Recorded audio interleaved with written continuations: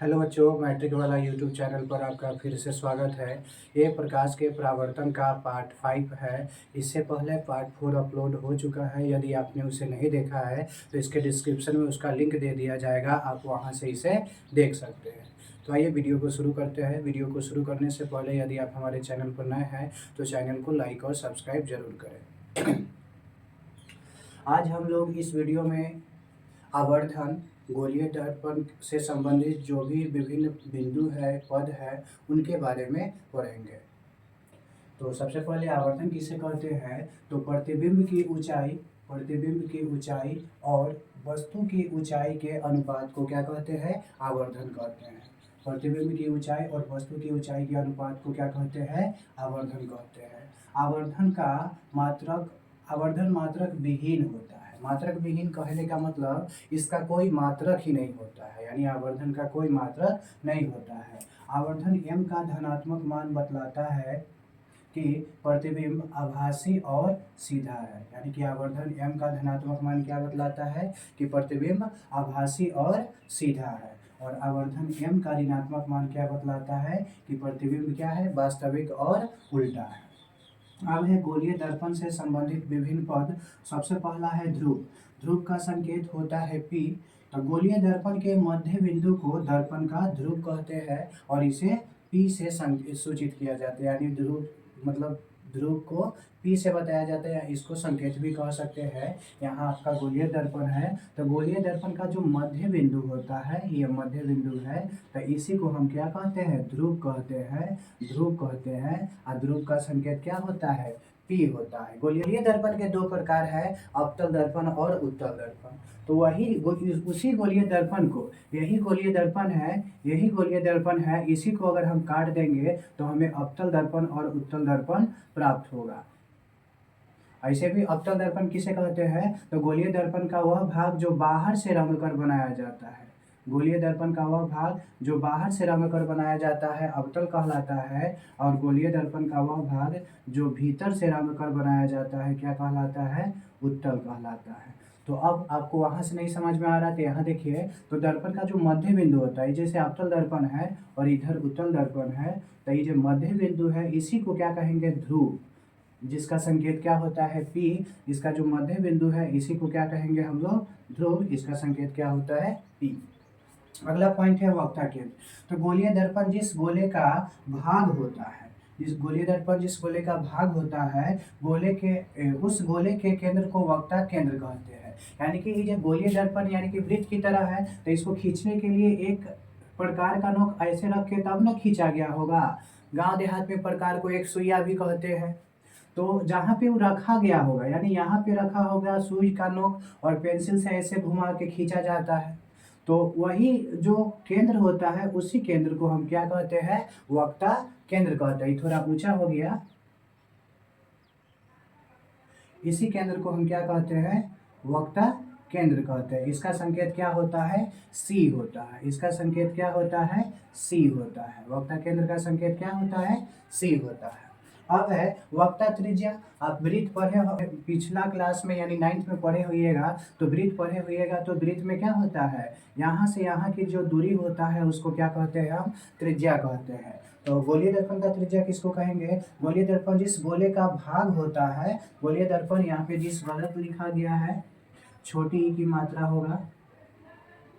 गोलीय दर्पण जिस गोले का भाग होता है उसकी त्रिज्या को दर्पण का क्या कहते हैं? वक्ता त्रिज्या कहते हैं। उसे क्या कहते हैं? वक्ता त्रिज्या कहते हैं। इसका संकेत क्या होता है? R होता है। यही है वक्ता त्रिज्या। इसका संकेत क्या होता है? R होता है। अगला पॉइंट है हमारा प्रधान अक्ष या मुख्य अक्ष। इसका संकेत PC है। तो ध्रुव से वक्ता केंद्र को मिलाने वाली सरल रेखा, तो हमारा ध्रुव E रहा, यहाँ पे ध्रुव है और ये वक्ता केंद्र है। इसी को जो सरल रेखा मिलाते हैं, इसी सरल रेखा, तो इसी को हम लोग क्या कहते हैं? प्रधान या मुख्य अक्ष कहते हैं। इसी सरल रेखा को हम लोग क्या कहते हैं? प्रधान या मुख्य अक्ष, जिसका संकेत क्या होता है? PC। ये अवतल दर्पण में, ये उत्तल दर्पण में है। अब फोकस क्या होता है? तो गोलीय दर्पण से परावर्तन के पश्चात प्रकाश की किरणें जिस बिंदु पर आके मिलती है, यानी कि ये सीधा अभी समझिए, गोलीय दर्पण का फोकस क्या होता है? वक्ता त्रिज्या की आधी होती है। कि परावर्तन वाला बात आपको आगे समझ में आएगा, अभी समझ में नहीं आया। तो एक बार फिर से हम समझा देते हैं। अब अवतल दर्पण है, तो अवतल दर्पण में ध्रुव क्या होगा? अवतल दर्पण किसे कहते हैं? जो बाहर से रंगकर बनाया जाता है उसे अवतल दर्पण कहते हैं। ये हमारा अवतल दर्पण हुआ। तो अवतल दर्पण का जो मध्य बिंदु होता है उसे ही क्या कहते हैं? ध्रुव कहते हैं। उत्तल दर्पण में आपको उत्तल दर्पण अंदर से रंगकर यानी भीतर से रंगकर बनाया जाता है। तो इसका ध्रुव ये रहा। उसके बाद इसका वक्ता केंद्र यहाँ पे रहता है सी। इसका वक्ता केंद्र यहाँ पे रहता है सी। इसका फोकस यानी कि वक्ता केंद्र, वक्ता त्रिज्या की आधी होती है, यहाँ से यहाँ वक्ता त्रिज्या होती है, तो इसी की आधी होती है हमारा क्या? फोकस। और प्रधान या मुख्य अक्ष क्या होता है? जो ध्रुव से वक्ता केंद्र को मिलाने वाली सरल रेखा होती है उसी को प्रधान या मुख्य अक्ष कहते हैं। आशा करता हूँ कि आपको ध्रुव, वक्ता केंद्र, वक्ता त्रिज्या, प्रधान अक्ष और फोकस समझ में आया होगा। यदि आपको नहीं समझ में आया तो आप हमें कमेंट करें, मैं फिर से नए तरीके से वीडियो बनाऊँगा। तो आप एक बार इसका स्क्रीनशॉट ले लें और हम इसको मिटाते हैं और चलते हैं अगले पॉइंट की तरफ। हमारा अगला पॉइंट है गोलीय दर्पण के लिए किरण आरेख। तो सबसे पहले अवतल दर्पण में मुख्य अक्ष के समांतर आती किरणें। तो सबसे पहले समांतर किरणें क्या होती है? वैसी किरण जो एक दूसरे को नहीं काटती है उसे हम क्या कहते हैं? समांतर किरण। जैसे ये देखिए, ये किरण और ये किरण दोनों को बढ़ाने पर क्या होगा? ये एक दूसरे को कभी भी नहीं काटेगी। लेकिन ये किरण देखिए और ये किरण देखिए, इसको बढ़ाने पर क्या होगा? ये एक दूसरे को काट देगी। तो ये किरण दोनों प्रतिच्छेदी है, एक दूसरे को प्रतिच्छेद कर रही है, काट रही है। तो समांतर किरण वैसे किरण को कहते हैं जिसको बढ़ाने पर नहीं काटती है और इसकी दूरी हमेशा क्या रहती है? बराबर रहती है। तो आपको समांतर किरण पुंज समझ में आया होगा। अब चलते हैं हम अपने प्रश्न की तरफ। तो अवतल दर्पण में क्या होता है? सबसे पहले अवतल दर्पण है तो एक अवतल दर्पण खींचेंगे। अवतल दर्पण बाहर से रंगा जाता है। एक नंबर पॉइंट समझा रहे हैं। तो अब मुख्य अक्ष के समांतर आती किरणें, तो अभी तुरंत आपको मुख्य अक्ष इसी वीडियो में समझाया गया है। पहले आप जो गोलीय दर्पण से संबंधित विभिन्न पद है उसको 5 टाइम 6 टाइम देख लीजिए, उसके बाद उसको समझकर तब इस वीडियो को आगे देखेंगे। तो चलते हैं। तो मुख्य अक्ष हमारा क्या होता है? तो ध्रुव और वक्ता केंद्र। ध्रुव और वक्ता केंद्र को जो मिलाने वाली सरल रेखा होती है उसी को मुख्य अक्ष कहते हैं। समांतर किरण अभी समझाएं। तो अवतल दर्पण में मुख्य अक्ष के समांतर आती किरणें दर्पण से परावर्तन के बाद, यानी कि ये अवतल दर्पण है तो अवतल दर्पण में परावर्तन के बाद क्या होता है? फोकस से गुजरता है। तो फोकस हमारा क्या होता है? वक्ता त्रिज्या की आधी होती है। तो ये मुख्य अक्ष के समांतर किरण जा रही है, अभी तुरंत समांतर समझाया है। तो ये दर्पण से परावर्तन के बाद कहाँ से गुजरेगी? फोकस से गुजरेगी। दर्पण से परावर्तन के बाद कहाँ से गुजरेगी? फोकस से गुजरेगी। तो ये हमारा किरण आरेख है। इस बहुत ही किरण आरेख महत्वपूर्ण है। आगे इससे 1-2 प्रश्न हर साल परीक्षा में रहते हैं और आगे भी कुछ प्रश्न इस डायग्राम से बनेंगे। चलिए दूसरे तरफ, फोकस की दिशा में जब कोई किरण आती है, जब कोई किरण फोकस की दिशा में आती है तो पहले अवतल दर्पण बनाएंगे। ये हमारा अवतल दर्पण है, यह ध्रुव है, वक्ता केंद्र और मुख्य अक्ष है। फोकस क्या होती है? आधी होती है। तो फोकस की दिशा में इसमें क्या था? मुख्य अक्ष के समांतर था। इसमें क्या होगा? फोकस की दिशा में कोई किरण आएगी, यानी कि आपतित किरण फोकस की दिशा में आएगी तो दर्पण से परावर्तन के बाद क्या होती है? यह मुख्य अक्ष के समांतर गुजरती है। दर्पण से परावर्तन के बाद क्या होती है? मुख्य अक्ष के समांतर गुजरती है। तीसरा पॉइंट हमारा है कि वक्ता केंद्र की दिशा में जब किरण आती है, वक्ता केंद्र की दिशा में जब किरण आती है तो यह उसी पथ पर क्या हो जाती है? लौट जाती है। उसी पथ पर, यानी कि ये रहा आपको वक्ता केंद्र में की दिशा में किरण आ रही, तो इसी पथ पर किरण ऐसे जाएगी और फिर यहाँ से परावर्तन के बाद ये ऐसे ही क्या हो जाएगी? लौट जाएगी। तो वक्ता केंद्र की दिशा में क्या होता है? उसी पथ पर किरण लौट जाती है। ध्रुव की दिशा में जब कोई किरण आपतित होती है तो ध्रुव की दिशा में जब कोई किरण आपतित होती है तो आपतन कोण के बराबर, आपतन कोण के बराबर आपतन कोण के बराबर परावर्तन कोण बनाते हुए गुजरती है। यानी कि जितना आपतन कोण आई है, अगर मान लीजिए 60 डिग्री का कोण बनाए तो इधर 60 डिग्री का कोण बनाते ही ये क्या होती है, लौट जाती है। अगर इधर 60 डिग्री है तो ये भी इधर 60 डिग्री का कोण बनाते हुए लौट जाती है। एक बार फिर से समझते हैं कि मुख्य अक्ष के समांतर आती किरणें, तो मुख्य अवतल दर्पण में मुख्य अक्ष के समांतर आती किरणें दर्पण से परावर्तन के बाद क्या होती है, फोकस से गुजरती है। यहाँ देखिए दर्पण से परावर्तन के बाद कहाँ से गुजरी, फोकस से गुजरी। दूसरा पॉइंट है हमारा फोकस की दिशा में। जब फोकस की दिशा में ही आपतित किरण आती है तो वह दर्पण से परावर्तन के बाद क्या होता है, मुख्य अक्ष के समांतर, यहाँ से टकराई और यहाँ से टकराने के बाद मुख्य अक्ष के समांतर गुजरी। अगला पॉइंट है वक्ता केंद्र की दिशा में जब कोई किरण आपतित होती है तो वक्ता केंद्र की दिशा में होती है तो उसी दिशा में वो क्या होती है, वापस लौट जाती है। ध्रुव की दिशा में जब कोई किरण ध्रुव की दिशा में है आपतित होती है तो आपतन कोण के बराबर परावर्तन कोण बनाती हुई वो क्या हो जाती है, वापस। जैसे मान लीजिए यहाँ से यहाँ ध्रुव की दिशा में आपतित हो रही है, अगर ये आपतन कोण 30 डिग्री का बनाती तो 30 डिग्री का ही परावर्तन कोण बनाते हुए वो टकराकर वापस जाती।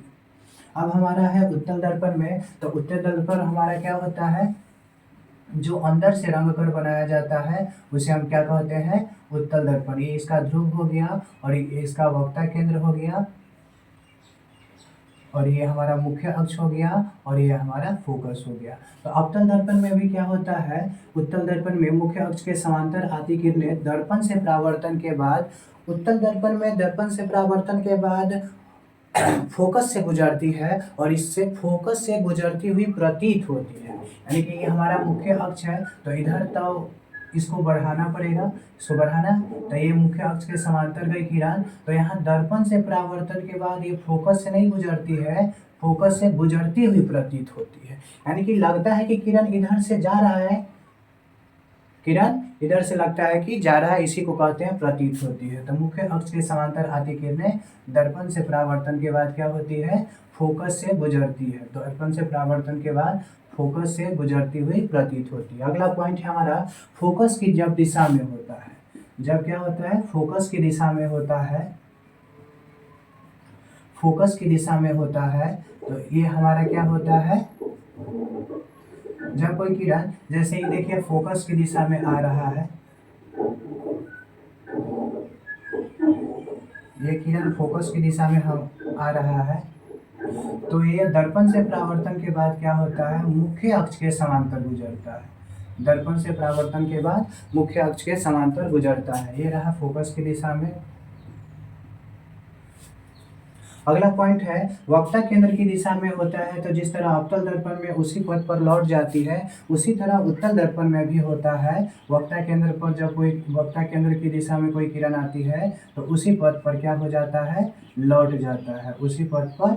ये हमारा वक्ता केंद्र है तो वक्ता केंद्र की ये किरण है, वक्ता केंद्र की दिशा में जब कोई किरण आती है तो क्या होती है, उसी दिशा पर, यानी कि यहाँ से जाने के बाद इसी पर हमारा क्या हो जाता है, लौट जाती है, इसी पर लौट जाती है। अगला, जिस तरह अवतल दर्पण में है उसी तरह इसमें भी है। जब ध्रुव की दिशा में कोई किरण आपतित होती है तो आपतन कोण के बराबर परावर्तन कोण बनाती हुई क्या हो जाती है, गुजरती है।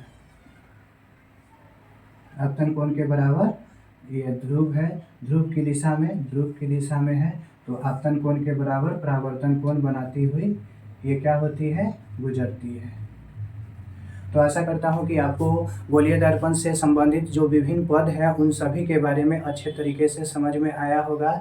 इस पॉइंट को आप हर एक पॉइंट को 2-3 बार बना के देखें ताकि आपको समझ में आ जाए, और वीडियो को भी 3 से 4 बार देखिए। 1 बार 2 बार देखने से कभी भी नहीं आएगा, आपको 3 बार 4 बार देखना है और कम से कम 5 से 6 बार आपको इस ग्राफ को बनाना है, तभी आपको ये समझ में आएगा। 1 बार और 2 बार में कभी भी आपको समझ में आने वाला नहीं है। अगर फिर भी 7 से 8 बार बनाने के बाद भी अगर आपको नहीं समझ में आता है तो आप मुझे कमेंट करें कि मुझे समझ में नहीं आया, आपको फिर से दूसरा तरीका से बताया जाएगा। इसी के साथ मैं आपसे विदा लेना चाहूँगा। हर एक बात आप लोग शेयर करते रहे, चैनल से जुड़ते रहे। एक बच्चे का कमेंट आया था कि क्या इतना लेट से सेशन शुरू हुआ है और हम लोगों का परीक्षा आते आते ख़त्म हो जाएगा।